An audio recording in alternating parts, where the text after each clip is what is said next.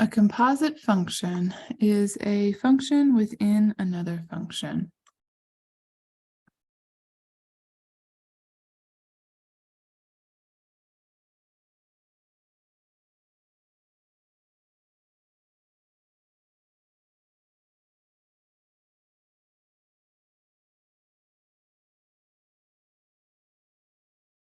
It can be written like f of g of x.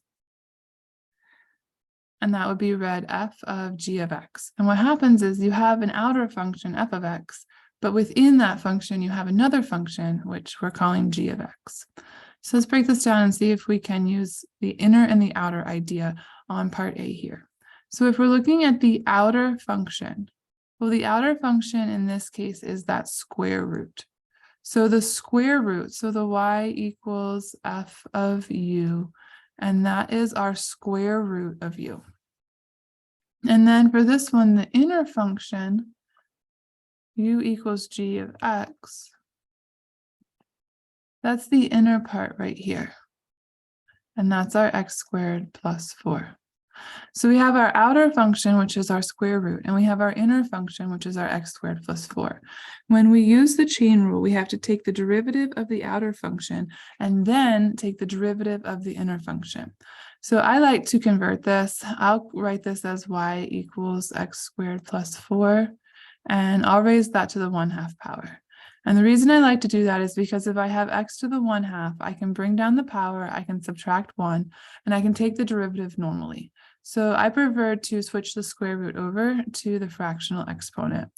And then when I go to take the derivative, you bring down the power, rewrite your parentheses, subtract 1, and then inside that parenthesis, we're putting our x squared plus 4. And this is where the chain rule comes in. We have to do the chain rule on x squared plus 4. We need to take the derivative of x squared plus 4 and multiply that to the back. So the derivative of x squared plus 4 is 2x. So if we simplify this down, we'll have y prime. In the numerator, we have that 2x from the end right here. And in the denominator, we have a 2, and we have the square root of x squared plus 4.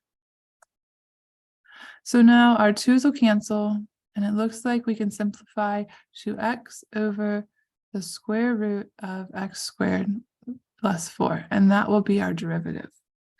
Let's try this one over here, part B.